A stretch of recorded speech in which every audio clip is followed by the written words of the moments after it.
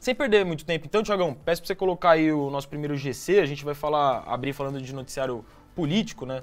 E, como sempre, é um tema, de forma geral, na política, ainda mais quando envolve alguém ali do mundo da política, algum deputado ou senador que é um forte apoiador do Lula ou um forte apoiador do Bolsonaro, geralmente isso racha a internet, divide opiniões, e aí por isso bomba e vira um trending topics, né? No campo do noticiário político. É o que aconteceu com essa decisão não, né?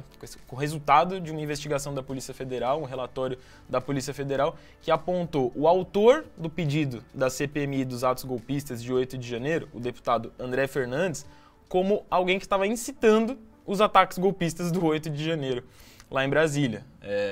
E aí isso naturalmente explodiu no dia de ontem ali, com opiniões das mais diversas nas redes sociais, e a gente vai tentar mostrar um pouquinho para vocês. Eu já vou abrir até colocando no tweet na tela, do Daniel Maia aí, ó. Polícia Federal acaba de concluir que André Fernandes incitou os atos terroristas do dia 8 de janeiro.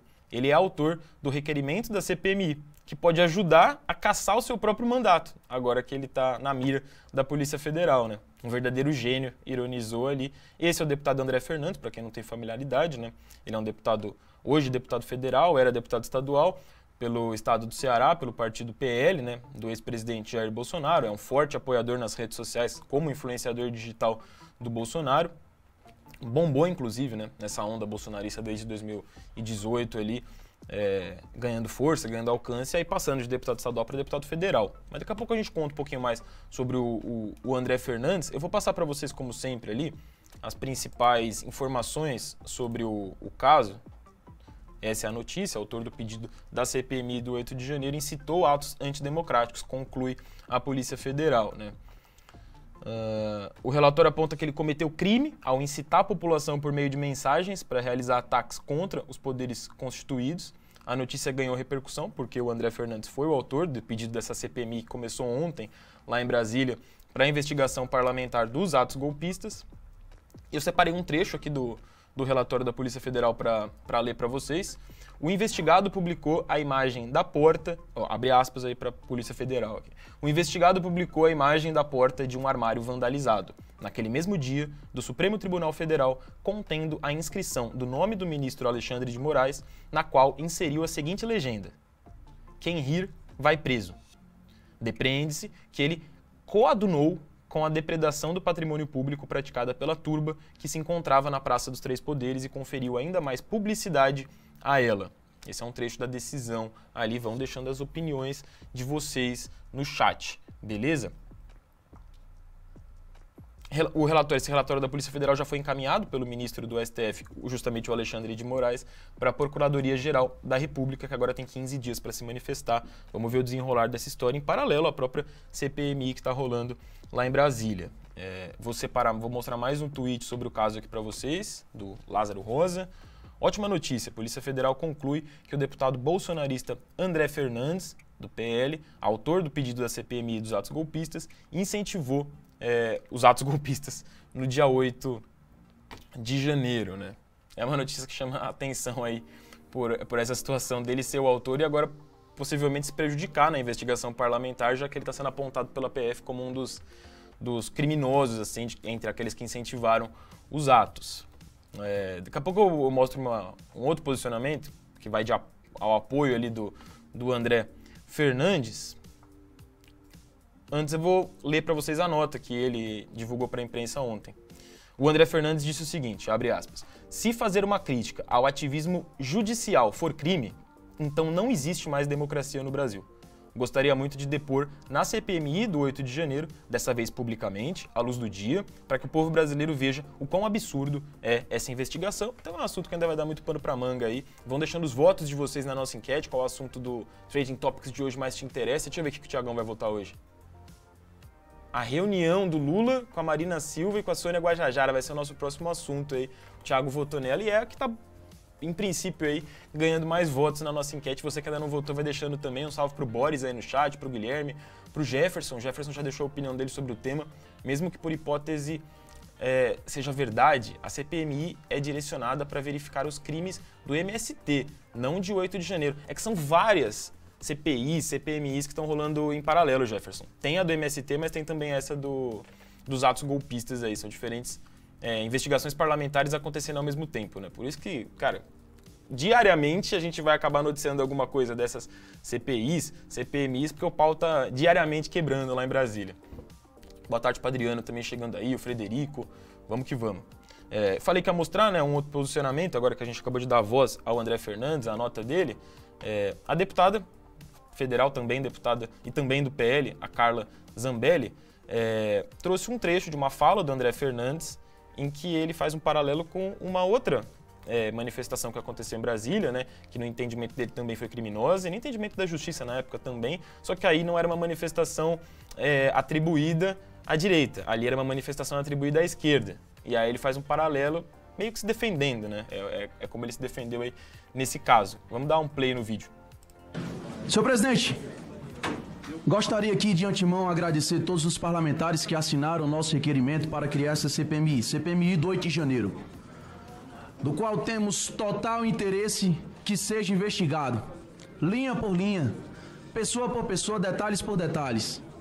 E não que aconteçam investigações dentro de quatro paredes, onde ninguém sabe o que está acontecendo, como é o caso onde o Supremo Tribunal Federal me investiga porque eu fiz uma crítica ao ativismo judicial no dia 8 de janeiro. Não estava também aqui em Brasília, como o senador Otto falou, mesmo assim estou dentro desse inquérito. Mas enfim, não vamos falar disso. Vida que segue. Ouvindo aqui atentamente o que a senadora Elisiane Gama, relatora, escolhida entre acordo, do qual eu particularmente não acordei e não concordo, mas ouvindo ela diz aqui que nunca se viu desde o regime militar o que aconteceu no 8 de janeiro. Talvez com tantas coisas acontecendo tenha esquecido o que aconteceu em 2017, quando vândalos invadiram o Congresso Nacional, quebraram ministérios, feriram policiais, e que naquela época o então presidente Michel Temer assinou GLO, e que algumas dessas pessoas que hoje dizem que foi uma tentativa de golpe, reagiram, mas não a tal tentativa de golpe, e sim a atitude do então presidente Michel Temer tentando defender os poderes, atitude essa que não vimos acontecer esse ano. No dia 24 de 5 de 2017, algumas postagens que ainda estão nas redes sociais. Flávio Dino: hoje em Brasília a voz do povo se fará ouvir, ator político essencial e às vezes ignorado por analistas. Gleice Hoffmann, 24 de 5 de 2017. Michel Temer acaba de baixar decreto convocando as Forças Armadas para garantir, entre aspas, a ordem, ou seja, mais repressão aos movimentos sociais. Guilherme Boulos, 24 de 5, grande demonstração de força popular hoje em Brasília. Governo reage com repressão e convocação do Exército. É o roteiro da queda de Temer. José Guimarães, 24 de 5 de 2017. Temer convoca Forças Armadas para reprimir manifestantes. Senador Magno Malta, manifestantes e não terroristas e não golpistas. Manifestantes em Brasília. Agrediu os parlamentares e o povo que pede direta já. Para concluir, senhor presidente, eu gostaria de deixar claro para o povo brasileiro que... E aí o vídeo já está cortado. Mas é isso, ele levanta o que seriam incoerências aí, né, de algumas figuras da política que hoje pedem punição aos atos de 8 de janeiro, fazendo um paralelo entre as duas manifestações, os dois ataques, como cada um aí quiser se referir. Salve pro Jorge, chegou atrasado aí, mas sempre bem-vindo. O Matheus deixou a opinião dele também, das duas uma, ou ele é um gênio, se referindo ao André Fernandes, ou é um gênio e queria tentar se encobrir, ou muito burro de se investigar. A gente vai descobrir nos próximos capítulos aí. Valeu, Francisco, também, deixando o comentário dele. E aí, finalizando o assunto, até para contextualizar para vocês aí, para quem não lembra do André Fernandes, o André Fernandes, quando ele ainda era deputado estadual, ele ganhou muita notoriedade, principalmente ali nas redes sociais, e de fato ele é também uma figura que se define, para além de um político, um influenciador digital, com uma publicação fazendo uma piada ali com o estilo dele, com a barba, o bigode, enfim, sei lá. E numa dessas imagens, ele fez a barba, o bigode ali igual ao do Hitler, ele posou igual ao Hitler. E isso, pela Constituição Federal, pode ser enquadrado como crime, né? Tá lá no artigo 20. É proibido referências ao nazismo sob pena de reclusão de 2 a 5 anos e multa. Então essa imagem viralizou em 2020, apesar de ter sido uma postagem dele em 2019, e aí ele ganhou uma fama ainda maior do que a que ele já tinha ali no Ceará, né? Mas acho que uma fama nacional, e virou uma figura meio conhecida entre essas figuras que também acabam sendo bem midiáticas aí da política, seja de um lado, seja do outro. Na época, ele tratou a situação como uma mera brincadeira. E essa é a postagem completa dele, né? Todos os stories que ele postou ali, porque num primeiro momento compartilharam só um dos stories, o que ele tá ali posando como Hitler. Mas enfim, tá aí quem é o André Fernandes, para quem não se recorda, e por aí vai.